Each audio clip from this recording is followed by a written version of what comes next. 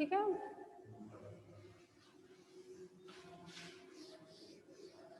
ये आपका गॉस का डाइवर्जेंस प्रमेय, इसके अनुसार क्या होता है, सदिश क्षेत्र का पृष्ठ समाकलन उस सदिश के डाइवर्जेंस के आयतन समाकलन के बराबर होता है। ठीक है, तो इस तरीके से हम कह सकते हैं गॉस का डाइवर्जेंस प्रमेय का उपयोग क्या होता है, क्योंकि इसकी सहायता से हम क्या करते हैं, पृष्ठ समाकलन को आयतन समाकलन के रूप में लिख सकते हैं, आयतन समाकलन को पृष्ठ समाकलन में परिवर्तित किया जा सकता है। ठीक है, अब नेक्स्ट टॉपिक है आपका घन कोण। घन कोण क्या होता है, घन कोण क्या होता है, इसे समझने के लिए पहले कोण क्या होता है, साधारण कोण क्या होता है, चाप बटे त्रिज्या, चाप बटे त्रिज्या। जैसे देखो ये कोई वृत्त है, वृत्त में ये कोई वृत्त का केंद्र है और ये इस वृत्त का चाप है ए बी। ठीक है, अब ये कोण थीटा, थीटा क्या होगा, चाप कितना है यहाँ पर ए बी बटे त्रिज्या कितनी है इसकी, मान लीजिए स्मॉल आर है, तो ये क्या होता है आपका कोण होता है। अब बात करते हैं घन कोण की। ठीक है, कोण जो है हमेशा वृत्त का होगा, तो वृत्त क्या है, एक तल में होगा, इसका मतलब वृत्त कैसा है, एक द्विविमीय है या 2 डायमेंशनल है। तो जो कोण होता है वो हमेशा 2 डायमेंशन में बनता है, लेकिन जो घन कोण होता है वो हमेशा 3 डायमेंशन में बनेगा। ठीक है, 3 डायमेंशन में कैसे बनेगा घन कोण, घन कोण हमेशा 3 डायमेंशन में ही बनेगा। जैसे एग्जांपल के लिए आपने कोन की आकृति देखी है, कोन की आकृति कैसी होती है, इस तरीके का होता है कोन। ठीक है, अब इस कोन पर ऊपर क्या है, एक गोल पृष्ठ है, उस गोल पृष्ठ से उस पृष्ठ के प्रत्येक बिंदु को आप, इस सेंटर पॉइंट है ये वाला और ऊपर कोई पृष्ठ है ऐसे, तो उस पृष्ठ के प्रत्येक बिंदु से, पृष्ठ के जो चारों तरफ है परिधि पर, उस पृष्ठ के प्रत्येक बिंदु से आप उस सेंटर पॉइंट को मिलाइए। ठीक है, यानी कि ऐसे नीचे वाले भी आएंगे और ऊपर से इस तरीके से, तो ये क्या हो गया, इस पूरे पृष्ठ से इस सेंटर पर इस तरीके से आपने ये लाइन ड्रॉ की, तो ये जो एंगल बनेगा, ये एंगल जो है वो 3 डायमेंशन एंगल है, इसको क्या बोलते हैं आप, घन कोण बोलते हैं। क्या बोलते हैं, घन कोण। ठीक है, अब मान लीजिए ये जो पृष्ठ है आपका वो है DA, क्षेत्रफल है ये DA, और जो घन कोण है इसको हम प्रदर्शित करते हैं D ओम से। ठीक है, इसको प्रदर्शित करते हैं सामान्य कोण को, जैसे आप थीटा से प्रदर्शित करते हैं, ऐसे ही घन कोण को आप D ओम से प्रदर्शित करते हैं। ये पृष्ठ क्षेत्रफल है DA। ठीक है, ये सेंटर पॉइंट है O, और मान लीजिए इस पृष्ठ से इस बिंदु की दूरी है R। ठीक है, सेंटर पॉइंट है, इस पृष्ठ से इसकी दूरी है R, और ये है R कैप। एक minute,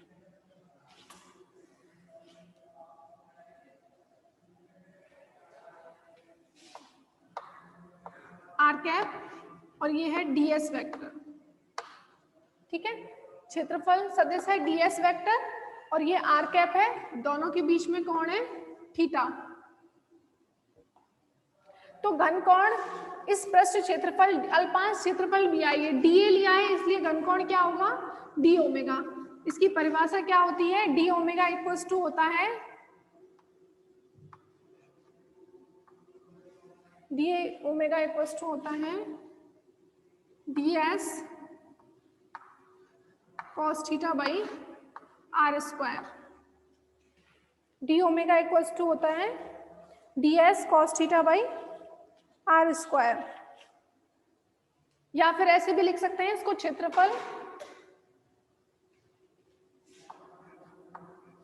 DA by R square. घन कोण होता है क्षेत्रफल DS द्वारा, इसको लिख लो, क्षेत्रफल DS द्वारा बिंदु O पर, क्षेत्रफल DS द्वारा बिंदु O पर बनाया गया घन कोण। क्षेत्रफल ds द्वारा बिंदु O पर बनाया गया कोण क्या होगा, घन कोण d omega equals to dA by r square. और dA कितना होगा, यहाँ पर dA कितना है, ds cos थीटा। ठीक है, ds cos थीटा कैसे आया, क्योंकि dA इक्वल्स टू क्या है, dA वेक्टर इक्वल्स टू क्या होगा, r cap dot ds vector. यहाँ पर dA वेक्टर कितना होगा, r cap dot ds vector. अब इसका परिमाण लेंगे दोनों तरफ तो क्या होगा, r कैप का मॉड ds का मॉड बिटवीन दोनों के बीच का इंटू दोनों के बीच का एंगल। तो r कैप का मॉड ds का मॉड और दोनों के बीच में एंगल क्या आएगा, कितना है, r कैप और ds के बीच का कोण कितना है, थीटा। तो अब इसको क्या लिख सकते हैं, किसी भी एकांक सदिश का परिमाण एक ही होता है, तो ये हो जाएगा ds cos थीटा। तो dA इक्वल्स टू कितना आएगा, ds cos theta upon r square.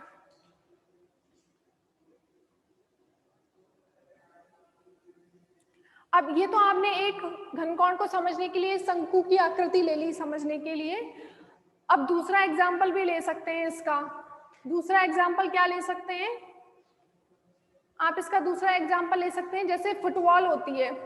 Football में क्या होता है, वृत्त और गोला क्या है, वृत्त हमेशा क्या है, 2 डायमेंशन में होता है और गोला क्या होता है हमारा 3 डायमेंशन में होता है। तो अब बॉल क्या होती है, फुटबॉल एक 3 डायमेंशन में जो उसकी आकृति होती है 3 डायमेंशन होती है। तो उस फुटबॉल के अंदर क्या होता है, आपने देखा होगा व्हाइट और ब्लैक कलर की या 2 कलर के जो ब्लॉक बने होते हैं, पूरी बॉल के अंदर एक समान आकृति के ब्लॉक बने हुए होते हैं। उन ब्लॉक को हम क्या करते हैं, हम मान लेते हैं वो एक अल्पांश है, ठीक है। तो उस पूरी बॉल को हमने क्या सोच लिया कि वो अल्पांशों से मिलकर बनी हुई है। तो पहले क्या करेंगे, एक अल्पांश का घनकोण निकालेंगे, फिर उसका क्या करेंगे, पूरे बॉल के समाकलन कर देंगे, तो उसका पूरे का हमें घनकोण मिल जाएगा। जैसे देखो, हटा देते हैं, जैसे कोई बॉल होती है उसमें इस तरीके के ब्लॉक बने होते हैं, समझने के लिए बस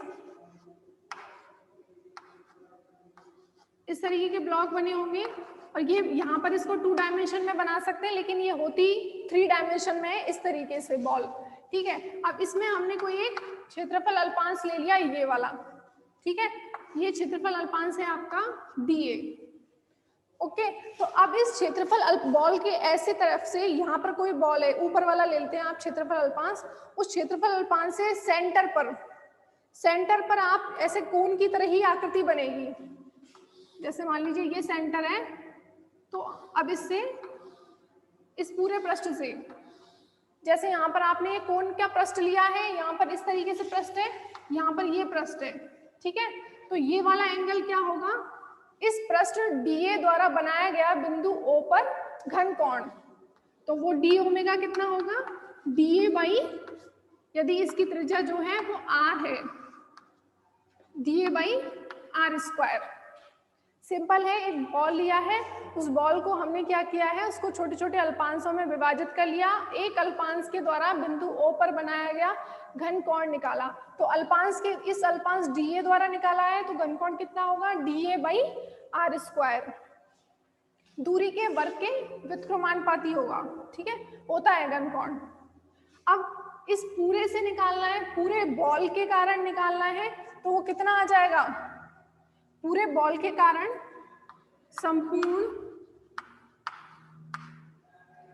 संपूर्ण गोले के कारण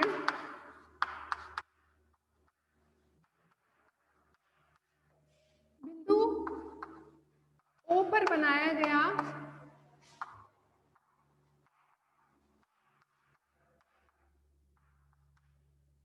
घन कोण, दिखाई दे रहा है सर, हटाना एक बार ये, हाँ, संपूर्ण गोले के कारण बिंदु O पर बनाया गया घन कोण, वो कितना होगा, इसका हम क्या करेंगे, समाकलन कर देंगे, क्योंकि ये क्या है, एक अल्पांश क्षेत्रफल अल्पांश DA द्वारा O पर बनाया गया घन कोण, ये अल्पांश द्वारा बनाया गया घन कोण है और हमें निकालना है अब संपूर्ण गोले द्वारा घन कोण। तो इसका हम सिर्फ समाकलन कर देंगे दोनों साइड, तो ये हो जाएगा डी ओमेगा का समाकलन और इधर डी ए का समाकलन अपॉन आर स्क्वायर। तो संपूर्ण गोले का क्षेत्रफल कितना होता है, सबको पता है गोले का क्षेत्रफल कितना होता है 4 पाई आर स्क्वायर। तो इसको क्या लिख सकते हैं, ऊपर लिख रही हूँ डी ओमेगा का समाकलन करेंगे, इसका मतलब किसी भी डिफरेंशिएशन का जब समाकलन करते हैं तो ओमेगा आ जाएगा।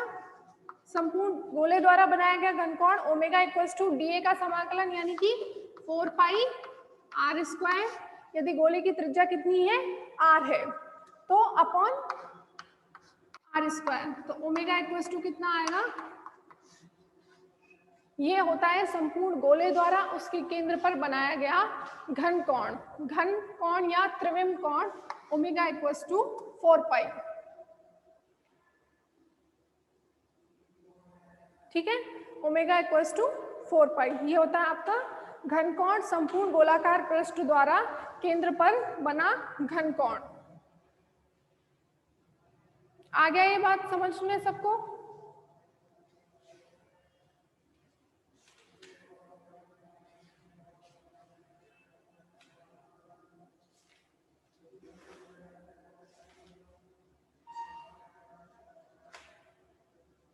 अब नेक्स्ट टॉपिक है, ये आपको याद रखना है, अभी काम में लिया जाएगा। D omega equals to D A by R square omega equals to 4 पाई।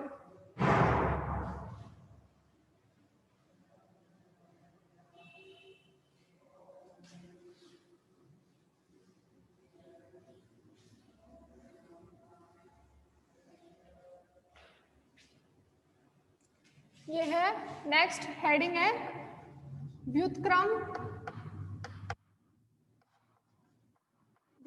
वर्ग नियम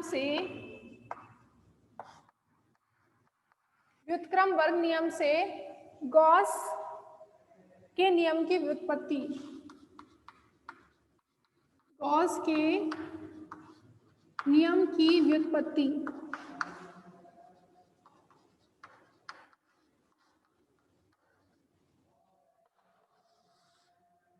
व्युत्क्रम वर्ग नियम से गॉस नियम की व्युत्पत्ति।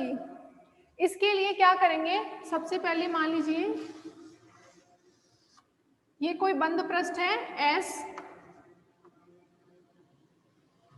कोई भी बंद पृष्ठ ले लीजिए आप S, उसमें कोई चार्ज है plus Q।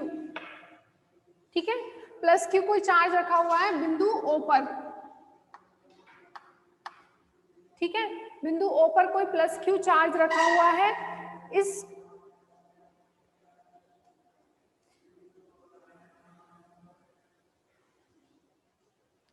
Plus Q charge के कारण यहाँ कोई बिंदु है P जिस पर हमें निकालनी है विद्युत क्षेत्र की तीव्रता।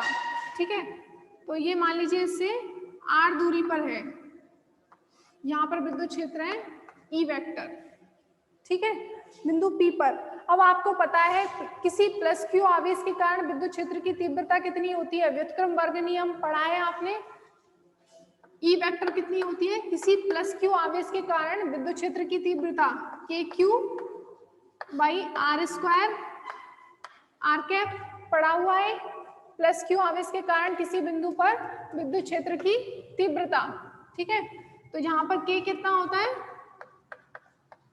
1/4 pi epsilon Q by R square R cap, यही होता है विद्युत क्षेत्र की तीव्रता। अब इस बिंदु P पर हमने इस पृष्ठ के अंदर कोई क्षेत्रफल अल्पांश ले लिया ds। ठीक है, ds कोई क्षेत्रफल अल्पांश है, ये ds क्षेत्रफल अल्पांश है और क्षेत्रफल सदिश है ये ds वेक्टर। ये एंगल मान लीजिए है थीटा, इस डायरेक्शन में ये आर कैप, इसकी विद्युत क्षेत्र की दिशा है एकांक सदिश है ये आर कैप। ठीक है, तो अब इस क्षेत्रफल अल्पांश से बिंदु O पर कितना घन कोण बनेगा निकाल सकते हैं इस तरीके से। ये होगा घन कोण, क्षेत्रफल अल्पांश है अपना ds, तो घन कोण कितना होगा d ओमेगा, होगा d ओमेगा। तो डी ओमेगा। अब विद्युत क्षेत्र की तीव्रता है ई वेक्टर, तो अब इस क्षेत्रफल अल्पांश से निर्गत विद्युत फ्लक्स कितना होगा?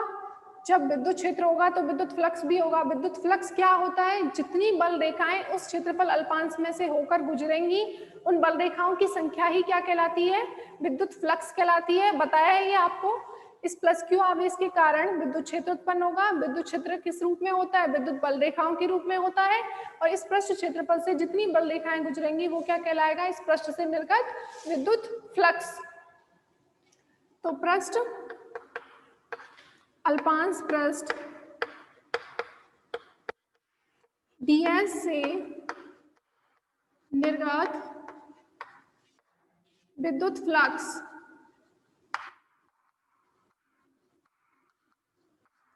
अब ds अल्पांश है तो फ्लक्स भी क्या होगा? d फाई होगा।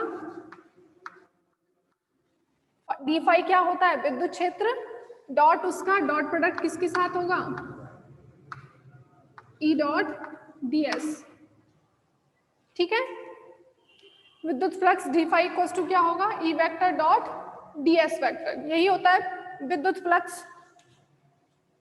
अब क्या करना है आपको? इस समीकरण 1 से हम यहाँ पर मान रख सकते हैं। ये होगा समीकरण 2। समीकरण 1 से मान रखने पर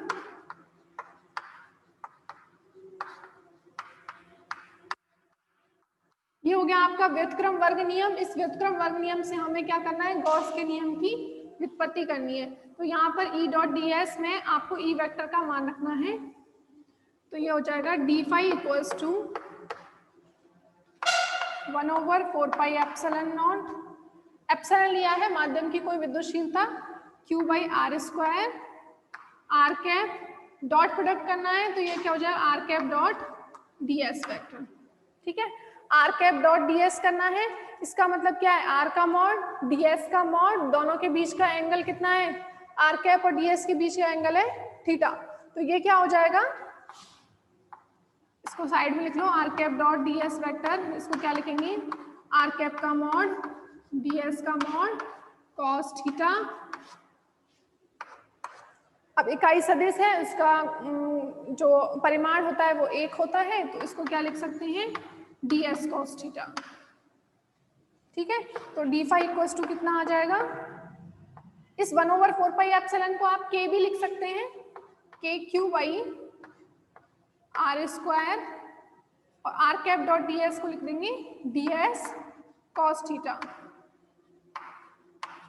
ठीक है, अब यहां पर आपको बताया था घन कोण डी ओमेगा कितना होता है। चूंकि स्क्रीनशॉट ले लो,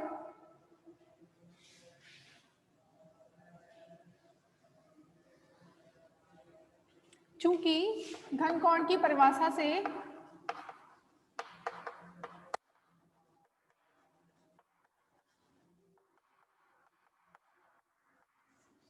डी ओमेगा कितना होता है?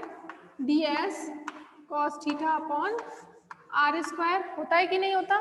तो ds cos theta upon r² की जगह पर क्या लिख सकते हैं हम? D omega.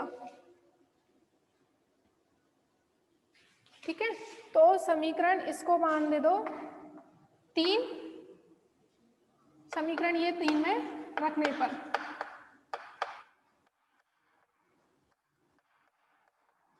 समीकरण 3 में रखने पर क्या आएगा? d फाई इक्वल्स टू के क्यू बाई, या k को तो वापस से 1/4πε लिख लो, q डी ओमेगा। ठीक है, अब ये फ्लक्स डी फाई कहां से था? अल्पांश ds से निर्गत विद्युत फ्लक्स। अब अल्पांश ds से निर्गत फ्लक्स है तो इस पूरे पृष्ठ s से निर्गत फ्लक्स निकालने के क्या करेंगे? समाकलन कर देंगे दोनों तरफ।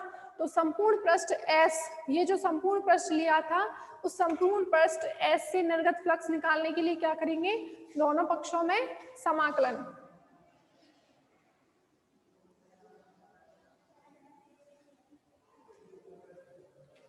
अतः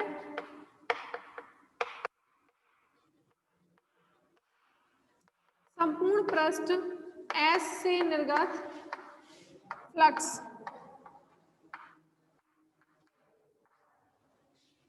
समाकलन कर दो।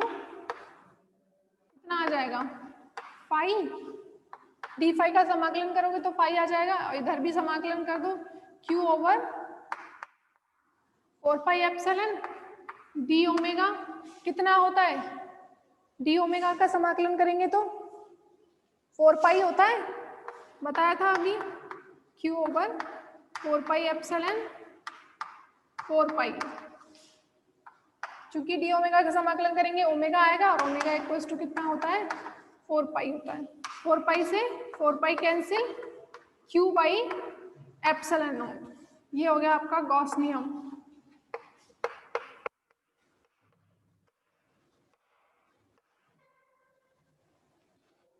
ठीक है, अब नेक्स्ट कल पढ़ेंगे।